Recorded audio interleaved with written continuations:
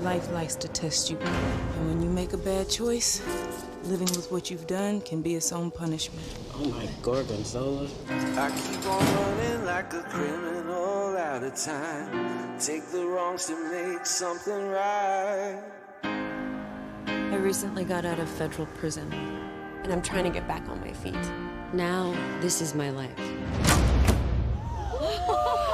Take a moment to examine the bone. You're allowed to hold a weapon, right? Ooh, trying to catch that glory. Ooh, trying to write my story. That's my good girl. I'm trying to turn the key that unlocks everything. Don't focus on what you can't fix. Focus on what you can. What is it you really want? Ice cream. And justice.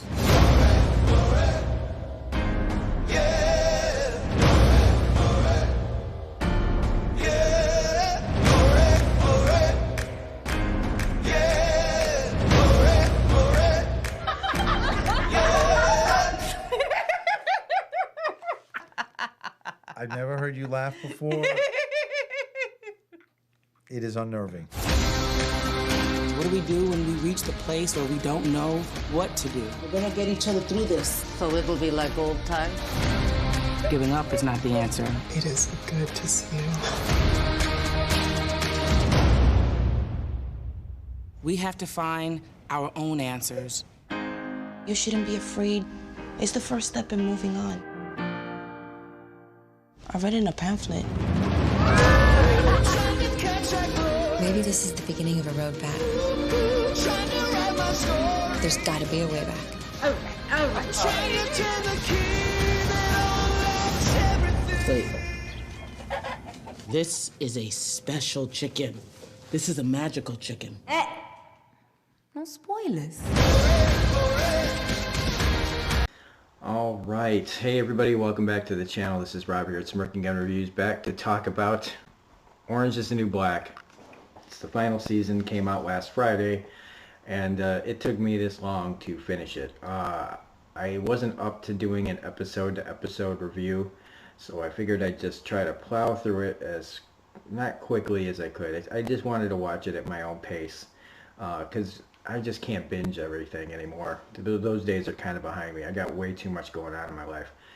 But I really was excited to see where how the show was going to wrap up. And I gotta be honest, nearing the end, I was kind of like, how are they going to pull this off? So full spoilers if you have not seen Orange is the New Black's entire final season. And I guess I really only have like a few complaints, and we might as well get the nitpicks out of the way right away. And so the first thing is the timeline. If we're going by when the show started, right? And the timeline would be, because Piper says it's been a year and a half, the strangest year and a half, and then by the end of it, more time has gone by. But we are definitely not at the Me Too movement. We're definitely not at Time's Up.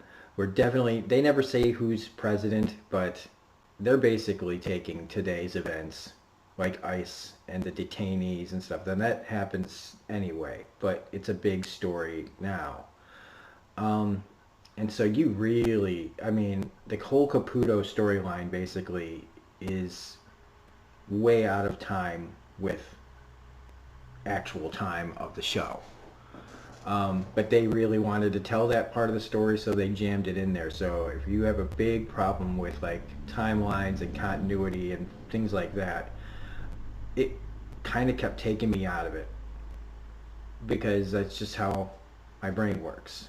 I don't dislike that they were telling that story. I just think that honestly, them sticking to the whole timeline of Piper, I think when they overcommitted to doing that, if they, you know, who knew what the future was going to hold, right? I think that they should have been a little more flexible with time. Like, who cares how long the real Piper Chapman was in jail? And so that kind of bugged me, because they felt like they were really hammering it in. Not the subject matter, just to get it done. They were like, well, I don't fucking care, we're doing it. And so, other little nitpicks is just tying everybody's loose ends together was never going to satisfy everybody. And I'm included in that.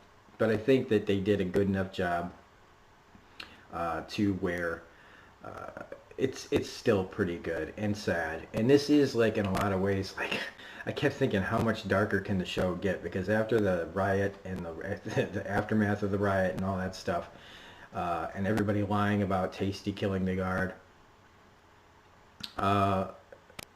it just kept getting worse. And for a lot of people, including myself, I felt like the show was getting way long in the tooth, and peaked the year right before the riot. After that, everything kind of just started going downhill. I think if they had ended on the season where they didn't riot, I don't know.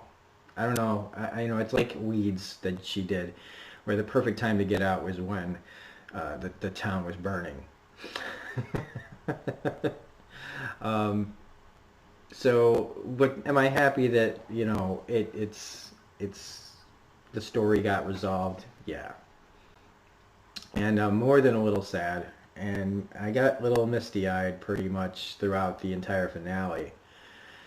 And so, while I'm going to try to cover as much as I can, and for everybody, for every character. Now, I mean, we might as well just start with Laverne Cox, who pretty much didn't get anything to do. I'm actually really surprised. I don't know if there's a story behind why she wasn't in it enough, but her character got released, and so I guess her story's over. But, I mean, Piper got released and her story's not over. And the show is about being very diverse and kind of following everybody inside and outside. I mean, for God's sake, we started following around a new character, which I guess is another nitpick. To tell that ICE story, we had to start following around this girl named Carla now, from El Salvador, I think. And that annoyed me, because we didn't really need Carla's story. We had Zaza and Flores already there. And they were both going through their own thing. So throwing in Carla, I felt like it was just a little too much. I think that the actress did a really good job. And it's an important story, but it's an important story in her own story. And in fact, the way it ends for her, I was like, oh, come on. Like, you're really going to end her story like that? Then what was the fucking point? Except to... people really want to come to America, and I just thought that was a real kick in the nuts. That, at the very least, just show her trying to get back in. Not have her falling over in a weak fall that, like, twists her ankle and now she can't get there and she's left out in the middle of nowhere screaming. That's just cruel. That was just cruel. And I don't know why that's in here. Again, to just show the harshness of it, but you know what, we already felt bad enough. And I'm getting, like, I really am. I'm emotional about this. Even if I look like a bro. Right now. Look, it's the backwards hat, I know. And that just really twisted the knife. The other part, with that whole ICE thing, was just a real twist of the knife. And, with Zaza, like, we never know what happens to her. Now all we're left to do is, and if I'm saying her name wrong, I apologize, because she is one of the most beautiful girls I've ever seen in my life. And that character knows it. But I mean, when she gets deported to Colombia and they just show everybody disappearing and then she's the last one, she disappears, that really sucked for the character, because you figure they didn't show her. That's the other thing, is like, she's one of our characters, our core characters, and Carla gets at least something at the end, and they didn't give her anything. And if anything, I would have wanted to see what happened to her, because I guess she could use her looks, as she always does, to get what she wants. But I'd like to see that, because right now in my mind, she's dead. Because they never go back to it, and you know, I'll try to think of it, you know, I get attached to characters like all of us do, and even the small ones in this really get me. So I was upset that they didn't show that, but I am really happy for Flores. who, I mean, if you think about the beginning of the show, she was just the dirty, dirty, dirty character, literally, you know, and for her to become this character that I really cared about by the end is a testament to the writing and the actress. I really, really wanted her to have a happy ending because there's not many here. And her getting out finally and then choosing to leave the country and go to where her husband is. She just wanted her freedom. That's all she ever wanted. The green card and all that stuff, she just wanted a chance and they screwed her. And so she got her chance and now she's back with the person that she loves. And that's really, really beautiful. And I again, hats off to the writing and the actor that played her, because it's really nice that she got at least her happy ending. Other people, not so much. Again, Pennsatucky, played by Taryn Manning, over there, up in the corner. That was a really sad story because she was doing everything she could to improve herself through her ups and downs and dealing with her dyslexia. And again, she was the big bad of season 1. And I mean, it had to start with a minor threat, right? You have to start small and end big. And since, you know, think about that. In season 1, like, and how it ended and the big fight between Piper and her and all that, and how much of a change she went through over the show, and for her to accidentally overdose and die was just really sad. Because, I mean, it speaks to her character. Again, she felt like she was screwed over again one too many times by people who don't care, the guards, loose check. And she didn't mean to kill herself, but she was basically saying fuck it. And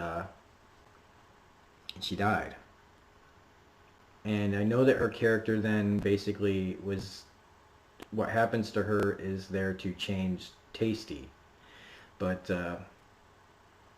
it's still sad that that's how she went. Speaking of, let's just stick with the sad stuff.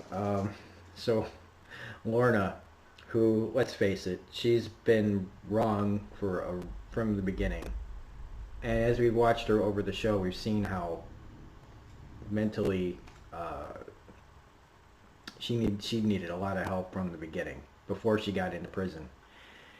And with the loss of her baby in this, it was just the last thing. I do like that the actor who plays her husband, he was in the Umbrella Academy and Overlord, over my shoulder if you can see it over the glare.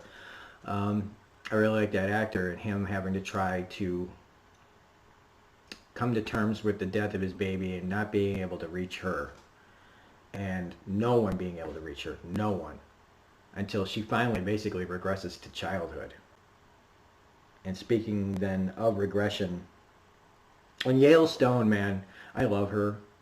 I love her, and it was just so heartbreaking watching this complete breakdown of her character. And maybe some of you really, you know, I want to hear about this in the comment section, because I'm being positive, but I have a feeling some of you out there are pretty heartbroken and mad. And so, you know, hopefully we talking through this a little bit maybe helps a little bit. Because, yeah, like I said, again, I didn't know it was going to really hit me this hard. Red. Oh, man, Red.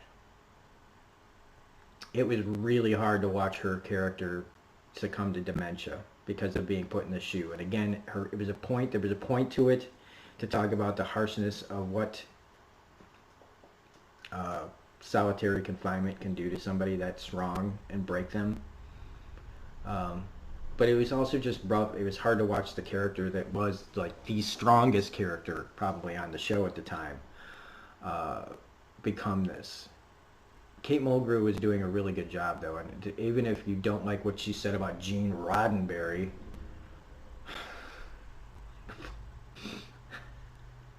you can't. A woman can't say anything about a guy without this rage culture. Like I understand both sides, but if she has the right to call him a misogynist, she does.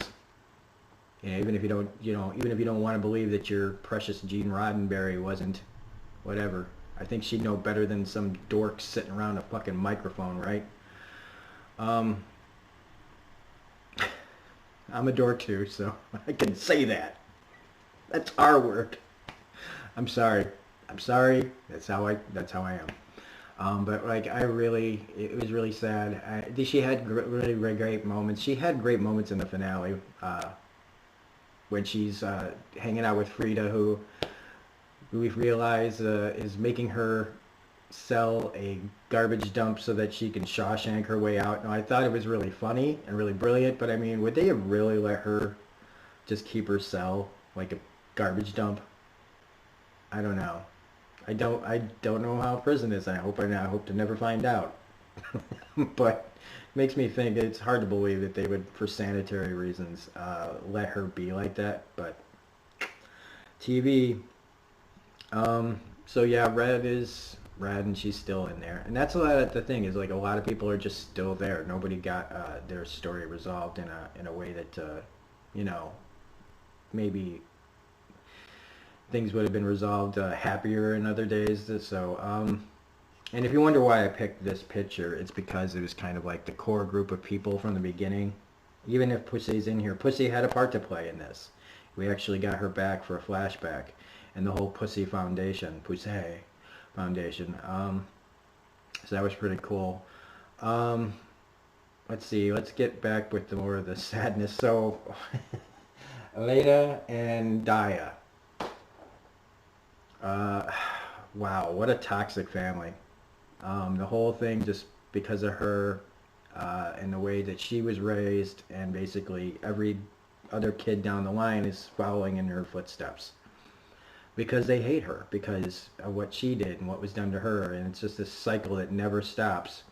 And Daya, who in the again first season was just, you know, this sweet kid, you know, she's a tall drink of water, you know, but in the end becoming a drug kingpin in prison and killing the guard that starts the riot and, well, partially starts the riot, and to end up just being like this heartless person, and her mother not knowing what to do when she finds out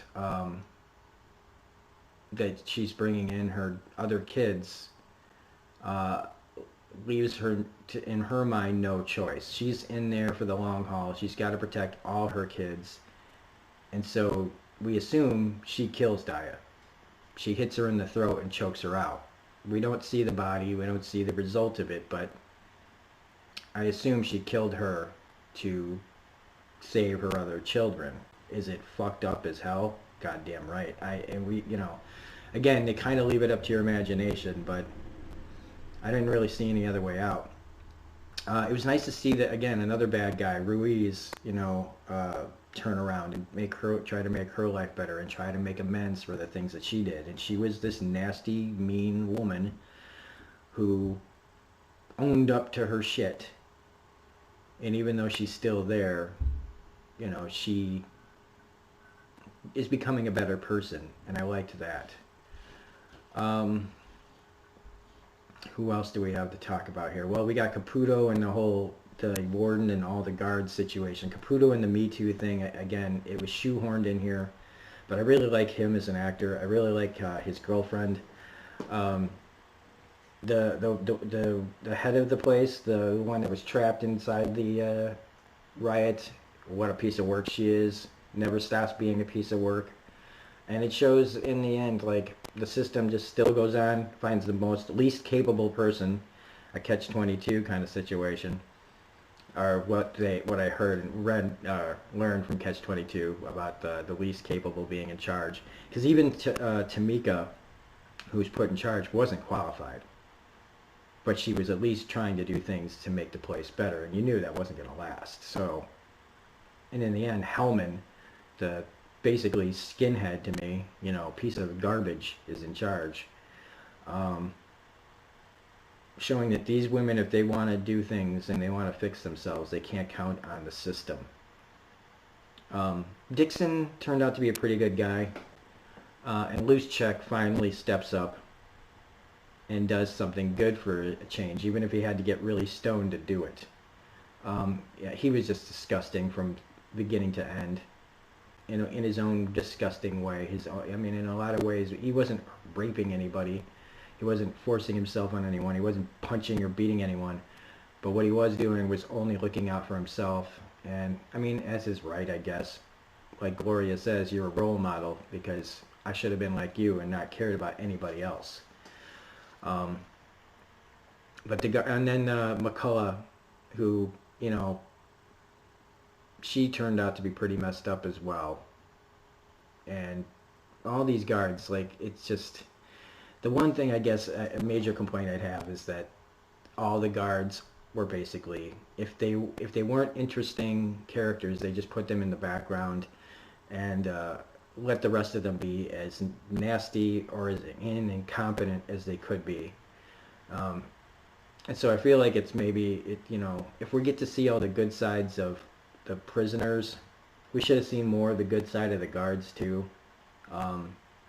Besides just kind of making Dixon the only one you kind of sympathize with. Because Alvarez was just, he's just an idiot. And the rest of them, you know, like, well, you know, the two that were working in the detainment center, they were okay, but I mean, they were still like following the rules, but they weren't beating up nobody. And the ice guy, Clitvack, what a piece of shit. And the kids' court. Kids' court, man. That was like, okay, if that's a real thing, fine. It's a real thing. If that's a real thing, that is the worst thing I might have ever seen in my entire life. That's not about violence. You know what I mean? Like, not some horrible, horrible, violent act against someone. Trying to make, I mean, at first I felt it was ridiculous. Like, are you serious? Are you serious right now? We're having this kid court brought. But if it's real, okay, if there's a real kids court out there, then this country's fucked. And was that Genji? I don't know how to say her name. Was that the creator of the show as the judge? Kind of, I thought it was. It looked a lot like her.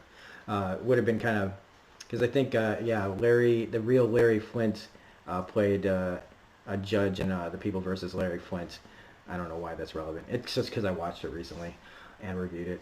It's on the channel if you want to check it out. Promoting other videos and videos. But that whole storyline, just the ICE thing, was just, ugh. If you didn't know about ICE before, you definitely know about ICE now. And normally I would be putting in little clips of everybody, and I wish I had, but I don't have the time. I'm trying to get back into the rest of my regular content. Let's see who else. Well, Gloria. Again, you know, she kind of became the red in this. She had to keep everybody together, and her and Nikki in the end kind of had to be the moms. But Gloria risks everything stupidly. I mean, as soon as all those women were like, help me, help me, help me, help me, I'm like, you sympathize, but you knew that she was going to get caught. You knew that the phone was going to be blamed on her and that she would get more time. And it's like, oh my God. Like, I never wanted to see somebody not help other people so much. But in the end, like I said, Loose Check says that it's his phone. And she is blameless and she gets out. And she actually does get her happy ending. Now, when she left, she had hoped that Daya wouldn't be dead by her mother's hands. But it's nice to see her get out. And she had, you know, a nice arc as well. Suzanne and the chickens, her and Lori Petty. Suzanne had a great little arc about, you know, the prison chickens. That was really great. And her relationship with Pennsatucky was really sweet too. And that moment in the end, in the finale. And I know I'm mostly talking about the finale, but when they sing the Mountain Dew song, who'd have thought that a bunch of people singing the jingle to Mountain Dew would make me almost want to cry. And I had hoped that we would get a resolution for Suzanne, that maybe she'd get out and be under, you know, some care, because she doesn't deserve to be there. She really doesn't. She deserves to be under care, but not in a prison.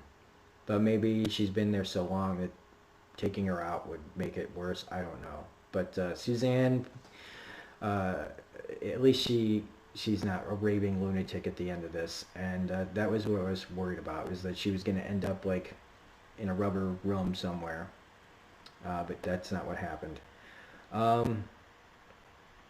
And okay, so I never thought that my favorite character would become Taystee. Watching her now, thinking about it over the years and how she's grown as a character, she overtook Piper a long time ago. Like, I know this was all supposed to be about her, but in the end, Taystee's arc is the best arc on the show. And it really breaks my heart the way that character got screwed over, and her struggle with whether or not she was going to commit suicide or not.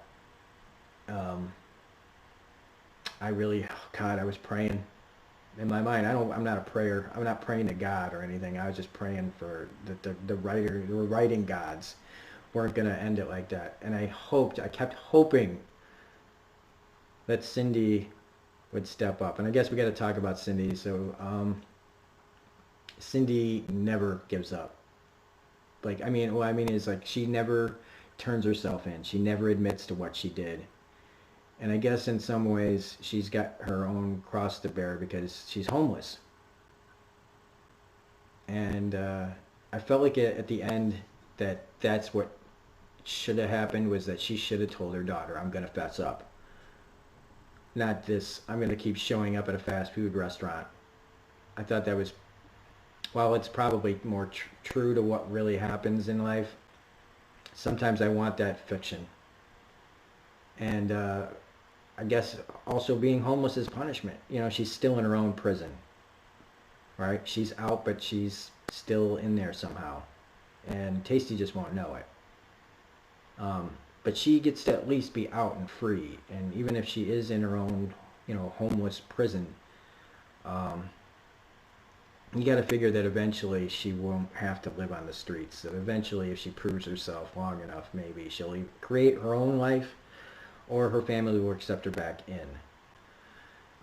Which goes back to Taystee. So Cindy never confesses, and Taystee just keeps getting worse and worse. And then when Pennsatucky dies, after teaching her, and every single time you thought something good was going to happen for Taystee, and the way that she was working with Daya to kill herself, to get the drugs, and every time they would try to give her a way out of that, it just kept not working out.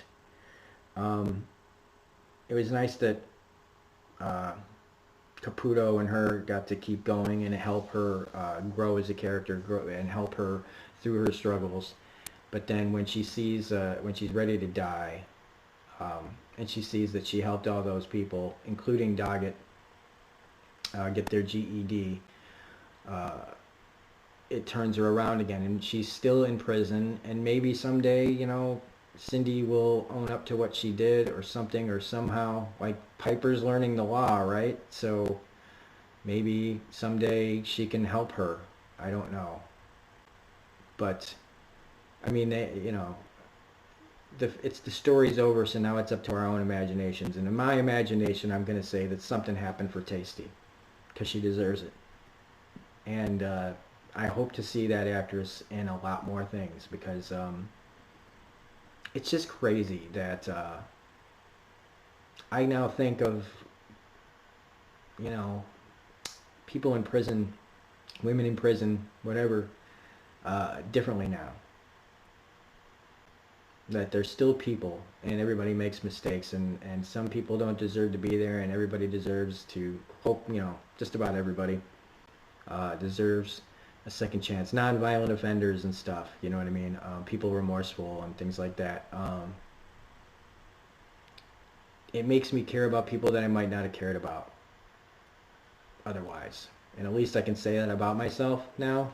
You know, like looking back and how this show has affected me and my opinion on people. That's something I'm taking away from this. And Taystee is the big reason for that. And so, Taystee, in my heart, you're free. You're free. And if I'm coming off really schmaltzy, I apologize. But then we got to talk about Nikki, who at least stayed clean and has become the new Red. And it's, you know, she's learning to be a mom to everybody that's there. Hopefully Nikki gets out someday too, before she loses her marbles as well. Her storyline with the girl from, I want to say Egypt, but I'm probably wrong about that. Again, that was another storyline kind of thrown in there to, you know, to shed more light on the women, how women are treated in other countries with genital mutilation, which was horrifying. Because I know it's a thing, but I hadn't thought about it in a long time. And again, she just disappears. And you assume that when she went back to where she lived, they'd kill her. They killed her.